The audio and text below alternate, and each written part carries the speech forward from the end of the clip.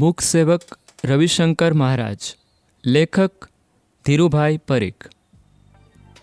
મહારાજ અને વળી સેવક. મહારાજ એટલે તો મોટો રાજા.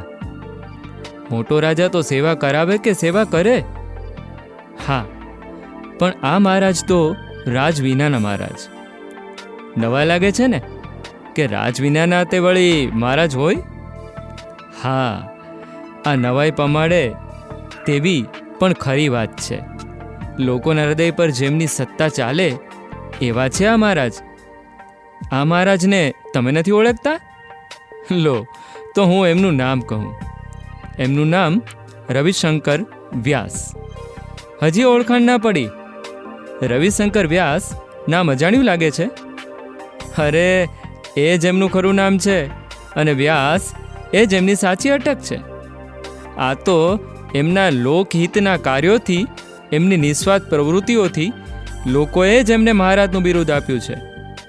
આમ એ મહારાજ તરીકે પ્રસિદ્ધ થયા. આ મહારાજ એટલે જ ગુજરાતના મૂકસેવક રવિશંકર મહારાજ. લોકો તેમને રવિશંકર દાદા પણ કહેતા. રવિશંકર મહારાજનો જન્મ 1940ના મહા મહિનાની વદ 14ના દિવસે એટલે કે મહાશિવરાત્રિના રોજ થયો હતો.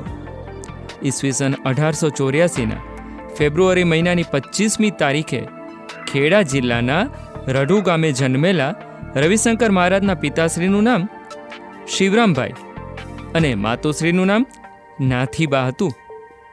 પિતાજી પાસેથી જીવનમાં સારી ટેવો કેળવવાનું અને માતા પાસેથી ખૂબ ચાવીને ખાવાની આરોગ્યની ચાવીનું શિક્ષણ એ બાળપણમાંથી જ પામ્યા હતા.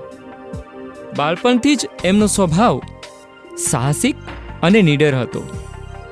દીન દુઃખી પ્રત્યેની લાગણીવાળું હૈયું પણ એમને બાળપણથી જ મળ્યું હતું. બાળપણથી જ એ ઘરના નાના મોટા કામોમાં મદદ કરતા હતા. ખેતીનું પ્રત્યેક કામ એ શીખી ગયા અને હોંશથી એ કામમાં જોતરાઈ પણ જતા. કોઈ પણ કામમાં એમને શરમ, સંકોચ અને નાનપ નહીં. નાનું કે મોટું કોઈ પણ કામ મને મન મહીવંતું. મોટા થયા પછી પણ એમણે કામ કરવાની વૃત્તિ છોડી નહીં. હા, એમના કામની દિશા બદલાઈ. મહાત્મા ગાંધીના પરિચયમાં આવ્યા પછી એમણે અનેક કામો ઉપાડી લીધા. એ જે કામ ઉપાડે તેમાં દિલ દઈને જોડાઈ જાય.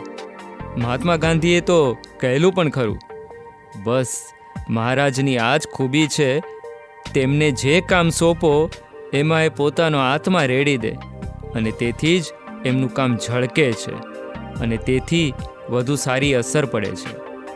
ગાંધીજી સાથેના પરિચય પછી એમણે ભારતની આઝાદીની લડતમાં ઝંપલાવ્યું.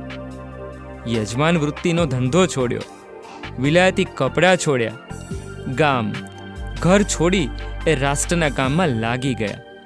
ચરખો ચલાવી ખાદીના વસ્ત્રો પહેરવા, સાદું ખાવું પીવું અને સાદાઈથી રહેવું હવે એમનો જીવન મંત્ર બની ગયો હતો. ધીમે ધીમે રાજકીય પ્રવૃત્તિને સ્થાને લોક પ્રવૃત્તિએ એમના જીવનમાં પ્રવેશ કર્યો. પછી તો એ જ પ્રવૃત્તિ મુખ્ય બની ગઈ. લોકસેવાના ક્ષેત્રે એમણે પ્રથમ પગરણ માંડેલા. ઈસવીસન 1911માં વડોદરાના શ્રી ફતેસિંહ રાવ અનાથાશ્રમમાં 2-3 છોકરાઓને તેઓ દાખલ કરવા ગયા હતા. અનાથાશ્રમના વડાએ રવિશંકરને ફાળો ઉઘરાવવા કહ્યું. ત્યારે તો એ કામ એમને સાવ નવું હતું, પણ એમને આ કામ માથે ઉપાડી લીધું. ઘેર ઘેર ફરીને એમણે એ આશ્રમ માટે ઠીક રકમ એકઠી કરી. ત્યાર પછી ધીમે ધીમે એમણે આવા જ કામોમાં પોતાની જાતને જોતરવા માંડી. એકવાર પેટલાદથી થોડે દૂર આવેલા જોગણ ગામમાં એમને જવાનું થયું. એમણે જોયું તો ત્યાં નરી ગંદકી જ ગંદકી. ગામમાં ઠેર ઠેર ગરીબાઈ ડોકિયા કરે. આ ગરીબાઈ અને ગંદકીથી એમનું દિલ દ્રવી ઉઠ્યું. ત્યાં રહી આ દૂષણો દૂર કરવાનો એમણે મનસૂબો કર્યો. આજુબાજુના ગામડામાં પણ એ જ પરિસ્થિતિ હતી. મહારાજ તો ગામડે ગામડે ફરવા લાગ્યા. દિવસમાં એકવાર બપોરે કોઈ એક ગામમાંથી થોડા દાળ ચોખા મેળવીને ખીચડી રાંધી ખાય અને પછી એમની યાત્રા શરૂ થાય. પાણી પીવા માટે સાથે દોરી અને લોટો રાખે. ગામની ભાગોળે પ્રથમ નાહી ધોઈ લે, પછી એ ગામમાં પ્રવેશે. આ યાત્રામાં 2-3 વખત દોરી ખોવાઈ ગઈ. આથી એમણે દોરી સાથે રાખવાનું માંડી વાળ્યું. હવે એમણે એક નવો નિયમ લીધો કે બપોરે જમ્યા પછી પાણી પીવું, પછી 24 કલાક સુધી પાણી પીવું જ નહીં. આમ ઓછામાં ઓછી જરૂરિયાત વડે એમણે સેવા આરંભી દીધી. એકવાર એમને સંદેશો મળ્યો કે કણભા નામના ગામમાં કોઈ વેપારીના ઘીના 2 ડબ્બા ચોરાયા છે. મહારાજ તો પહોંચ્યા કણભા. ઘીના ડબ્બા ચોરી જનાર માણસને એ મળ્યા અને એને સમજાવવાનો પ્રયત્ન કર્યો. પણ પેલો માણસ માને તો ને. મહારાજે ઉપવાસ આદર્યા, પાણીનો પણ ત્યાગ કર્યો. પેલા માણસના મન પર ભારે અસર થઈ. બીજા દિવસે રાત્રે એ મહારાજ પાસે પહોંચી ગયો અને ચોરી કબૂલી લીધી. પોતે ચોરેલા ઘીના 2 ડબ્બા પાછા આપ્યા અને ફરી ચોરી નહીં કરવાની એમણે પ્રતિજ્ઞા પણ લીધી. આવો જ બીજો પ્રસંગ બનેજરા ગામમાં બન્યો હતો. તે ગામમાં ચોરી થયાના સમાચાર જાણી મહારાજ ત્યાં પહોંચી ગયા. એમણે તો ચોર ચોરી કબૂલ ન કરે ત્યાં સુધી ખોરાક પાણી નહીં લેવાની જાહેરાત કરી દીધી. 1 દિવસ, 2 દિવસ, 3 દિવસ ઉપવાસો ચાલ્યા, ચોર આવે નહીં. ગામના લોકો હકળાતા હતા. મહારાજ બધાને શાંત રહેવાનું કહેતા હતા. મહારાજને ઉપવાસનો 8મો દિવસ થયો. આખરે ચોરનું મન પીગળ્યું. તેને પશ્ચાતાપ થયો. તેણે ચોરી કબૂલી લીધી. મહારાજના ઉપવાસ છૂટ્યા. આ તો વાત થઈ નાના ચોરોની. પણ મહારાજને તો માણસ પર એટલો બધો વિશ્વાસ કે બહારવટીયાઓને સુધારવાનું પણ એ ચૂકે નહીં. ઈસવીસન 1922માં એમણે પ્રથમવાર બહારવટીયાઓનો ભેટો થઈ ગયો. છીપીપાલ ગામથી તેઓ રાત્રે સરસવણી ગામે પાછા ફરતા હતા. ત્યાં રસ્તામાં જ બહારવટીયા ભેટી ગયા. કાચો પોચો માણસ હોય તો છાતીના પાટિયા બેસી જાય, પણ આ તો મહારાજ નરી નિર્ભયતાની મૂર્તિ. એમણે તો બહારવટીયાઓને મહાત્મા ગાંધીની વાત કરી, આઝાદીની લડતની વાત કરી. બહારવટીયાઓને ગાંધીજીનું કામ ઉપાડી લઈ સાચું બહારવટું ખેડવાનું સમજાવ્યું. પછી તો મહારાજે કોતરોમાં ભમી ભમી અનેક બહારવટીયાઓને સુધારવાની પ્રવૃત્તિ કરી. આથી જ તો ઝવેરચંદ મેઘાણીએ એમને માણસાઈના દીવા કહ્યા હતા. આ રીતે એક તરફ તેઓ વ્યક્તિના જીવનને સુધારવાની પ્રવૃત્તિ કરતા, તો બીજી તરફ પ્રસંગ પડ્યે લોકો પર આવી પડતી કુદરતી આપત્તિના સમયે પણ તેઓ સેવા કરવામાં પાછી પાની કરતા નહીં. એક રાત્રે રવિશંકર મહારાજ સુંદરણા ગામે હતા. ત્યારે ધોધમાર વરસાદ પડ્યો. રવિશંકર મહારાજ જે ઘરમાં ઉતર્યા હતા એ ઘરનો કરો તૂટી પડ્યો. વરસાદ કહે મારું કામ. જેમ તેમ કરી રાત પસાર કરી. વરસાદ હજુ પણ વરસતો જ હતો. પોતાની જવાબદારી પર એમણે ગરનાળું તોડી પડાવ્યું. ગામ ઉઘરી ગયું.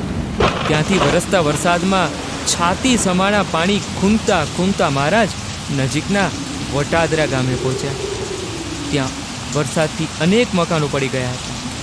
મહારાજે દોરડાની મદદથી લોકોને નજીકના ઊંચાણવાળા ભાગ તરફ પહોંચાડ્યા.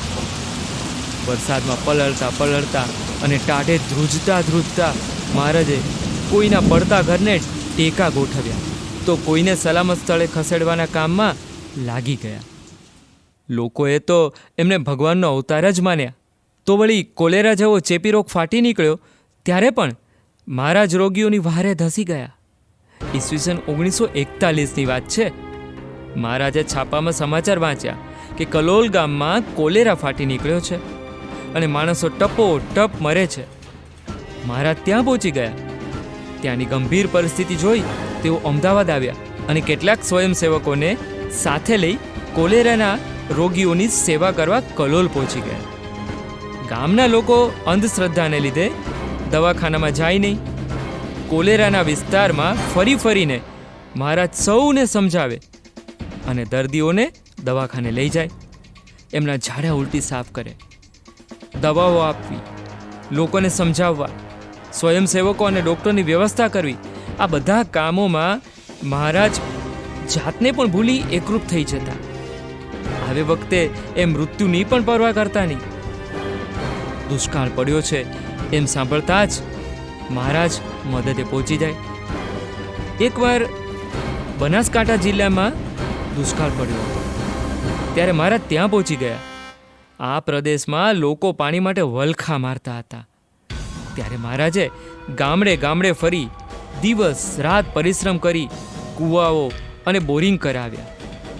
લોકોને એટલી બધી રાહત થઈ કે તેઓ મહારાજને બોરિંગવાળા મહારાજ તરીકે ઓળખવા લાગ્યા હતા. અરે એ તો હજુ ઠીક, પણ જ્યારે માણસો હેવાન બની અંદરો અંદર લડે, કાપાકાપી થાય, હુલ્લડ થાય, ત્યારે પણ જાનના જોખમે મહારાજ ત્યાં પહોંચી જાય. ઈસવીસન 1941 અને 1946માં અમદાવાદમાં મોટા હુલ્લડો ફાટી નીકળેલા. મહારાજ તો નિર્ભય બની સુમસામ શેરીઓમાં ફરતા અને લોકોને સમજાવતા. હિન્દુ કે મુસલમાન બધા જ મહારાજની વાત શાંતિથી સાંભળતા અને એમને આદર પણ આપતા. હુલ્લડમાં મૃત્યુ પામેલા લોકોના શબોનો અંતિમ સંસ્કાર પણ મહારાજ જાતે કરતા. આવા તો અનેક પ્રસંગો મહારાજના જીવનમાં જડી આવશે. આ બધા જ પ્રસંગોએ મહારાજની માનવતાના, એમની અપાર હિંમતના, એમની અજોડ સેવાવૃત્તિના દર્શન થાય છે. આમ છતાંય મહારાજે કદી પોતાના કામનો ઢંઢેરો પીટ્યો નથી. જાત જાહેરાતથી તો એ સદાય દૂર જ ભાગે. મૂંગા મૂંગા સેવા કરવી એ જ એમનો જીવન ધર્મ હતો. આથી જ તો એમને સૌ મુખ સેવક તરીકે ઓળખે છે. 100મું વર્ષ ચાલતું હતું ત્યારે મહારાજનો સ્વર્ગવાસ.